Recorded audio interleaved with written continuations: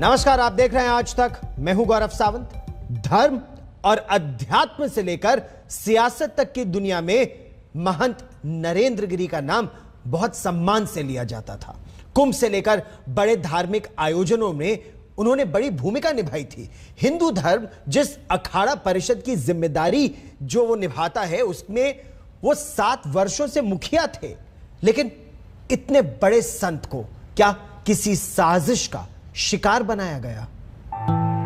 देश के चंद बड़े संतों महंतों में शामिल महंत नरेंद्र गिरी महाराज, जिनका नाम धर्म अध्यात्म की दुनिया में काफी इज्जत से लिया जाता था,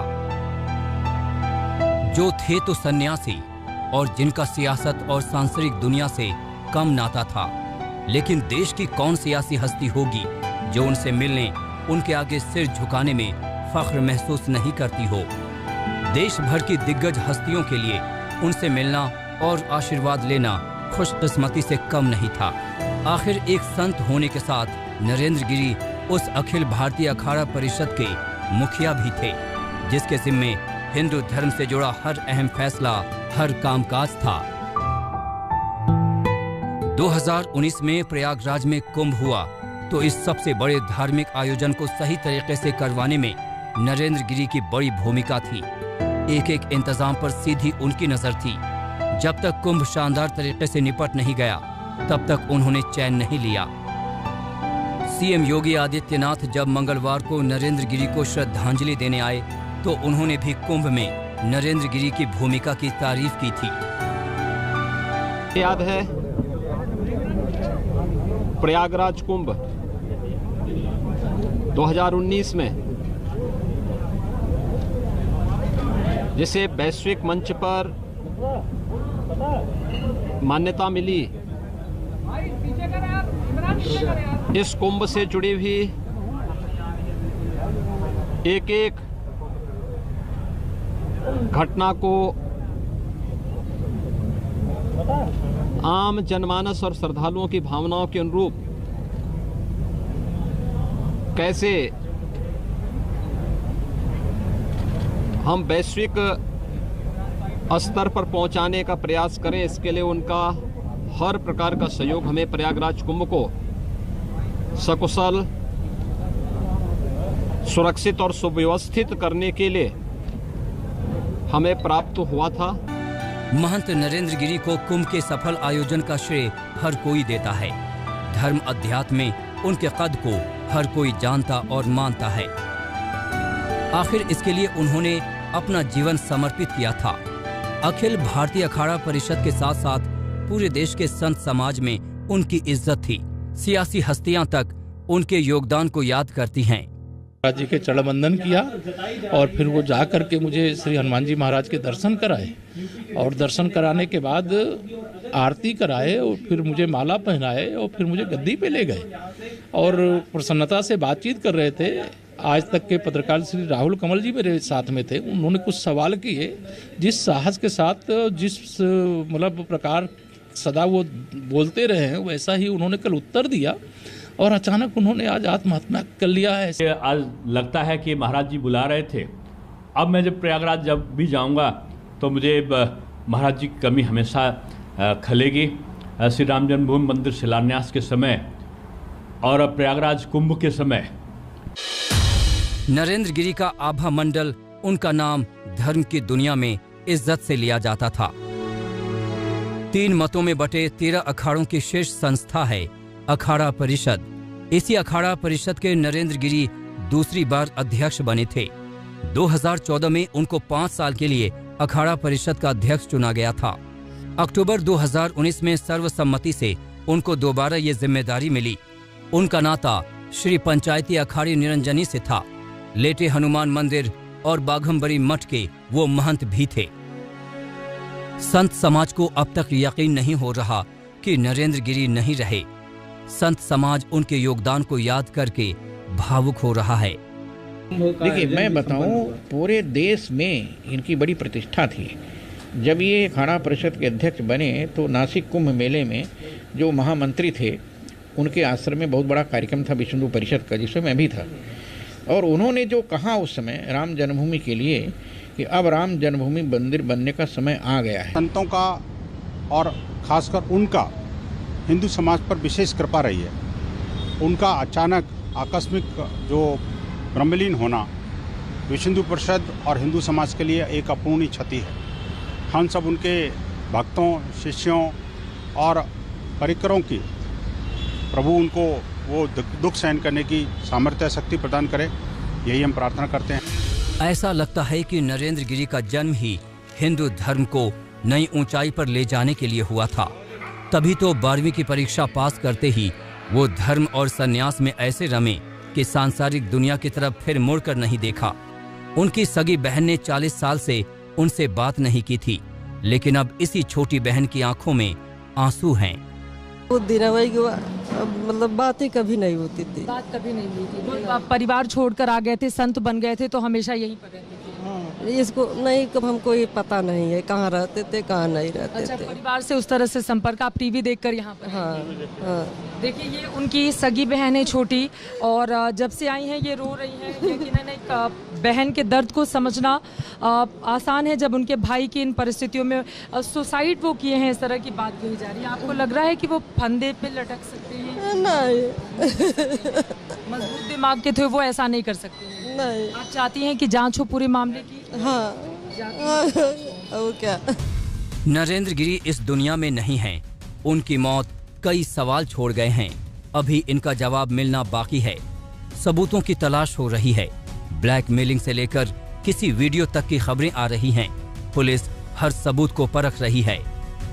आप देखेंगे कि इस दरवाजे को पूरी तरह से तोड़ा गया अंदर। इसको जरा पकड़िए आप, ये जाली का दरवाज़ा खुला हुआ था। यहाँ आप देखेंगे तो इसको धक्का देने के बाद ये पूरी लकड़ी निकली हुई दिखाई दे रही है। नीचे के तक भी आप अगर देखेंगे तो पूरी लकड़ी निकली हुई दिखाई दे रही है। नीचे की तरफ भी जाइए संजय, और दूसरी तरफ भी यही वो घर है। दूसरी तरफ भी यहाँ पर आप देख पा रहे हैं ये सब निकला हुआ है। और अंदर जब दरवाजे को तोड़ने की कोशिश की गई, पहले वाले को भी और दूसरे वाले को भी, तब ऐसा लग रहा है कि ये निकल गया। प्रयागराज में नरेंद्र गिरी ने सुसाइड किया या फिर एक बड़ी साजिश का शिकार हुए, ये जांच के बाद सामने आएगा। अगर कोई दोषी हुआ तो उसे सजा भी मिलेगी, लेकिन धर्म की दुनिया ने जो खोया है उसकी भरपाई कभी नहीं हो पाएगी। चित्रा त्रिपाठी के साथ ब्यूरो रिपोर्ट, आज तक। जिस बाघंबरी मठ में महंत नरेंद्र गिरी की मृत्यु हुई, उसको लेकर कई बार कई विवाद सामने आए। आनंद गिरी जो उनके शिष्य रहे, उन्होंने जो आरोप लगाए, उनके मुताबिक मठ की जमीनों से लेकर चढ़ावे और जायदाद को लेकर तमाम झगड़े चल रहे थे। इसी को लेकर गुरु और शिष्य में आरोप और प्रत्यारोप के कई दौर चले। इतना तय है कि बाघंबरी मठ में ही महंत नरेंद्र गिरी की मृत्यु का राज छिपा है। अल्लाहपुर के इसी बाघंबरी गद्दी मठ से ऐसी खबर आई जो धर्म और अध्यात्म से लेकर सियासी दुनिया को भी हैरान कर गई।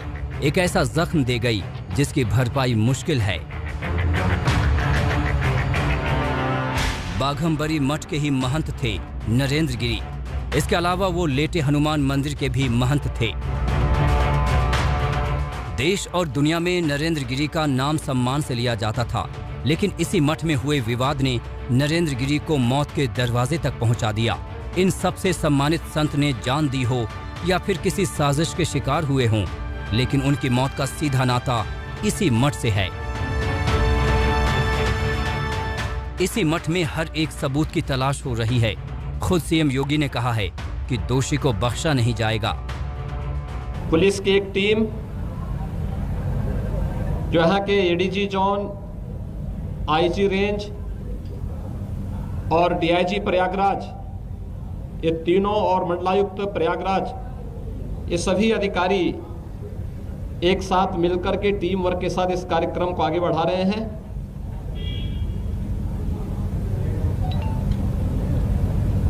एक एक घटना का पर्दाफाश होगा और दोषी अवश्य सजा पाएगा, और जो भी इसके लिए जिम्मेदार होगा उसको कानून के दायरे में ला करके कड़ी से कड़ी सजा भी दिलाई जाएगी। जिस शख्स पर सीधे तौर पर सुसाइड के लिए उकसाने का आरोप है और जिस पर रिपोर्ट दर्ज हुई है वो है आनंद गिरी, लेकिन आनंद गिरी ने भी बाघम्बरी मठ की अंदरूनी सियासत और जायदाद के झगड़े की तरफ इशारा किया है। तो सीधे सीधे मठ और मंदिर का पैसा साजिश के तहत अपने घरों तक पहुंचा रहे थे, जिनका 2000 का भी आमदनी नहीं थी, 5-5 करोड़ के 10-10 करोड़ के जिनके मकान हो गए। जिन लोगों ने सीधे तौर पे गुरुजी को ब्लैकमेल करके जो पैसा कमाया, उन लोगों की साजिश है और उस साजिश के तहत उनकी हत्या हुई है। उन्हीं की हत्या में जानबूझ करके मेरे नाम का आना ये षड्यंत्र का स्पष्ट रूप है।